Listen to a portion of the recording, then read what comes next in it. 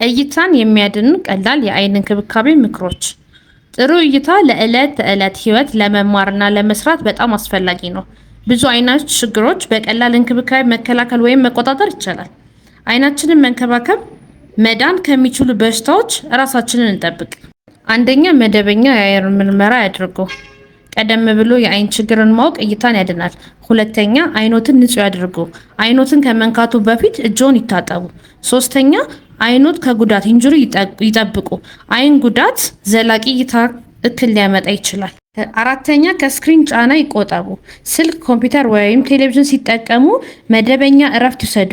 የ20-20-20 ህግን ይከተሉ። ከ20 ደቂቃ ስክሪን ቆይታ በኋላ 20 ጫማ ርቀት ያለ ነገርን ለ20 ሰከንድ ይመልከቱ።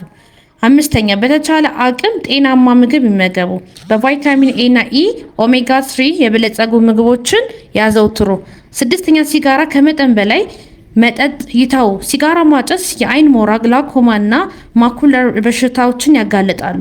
እነዚህን ልማዶች በመተው የአይኖን ጤና ይጠብቁ።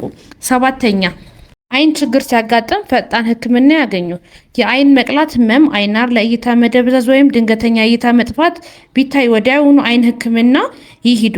ቀለል ጤናማ ለዕለት ልማዶች ጤናን በጣም ሊጠብቁ ይችላሉ። ዛሬ አይንን መጠበቅ ለወደፊት ግልጽና እይታ የተሻለ ህይወት ጠቃሚ ነው።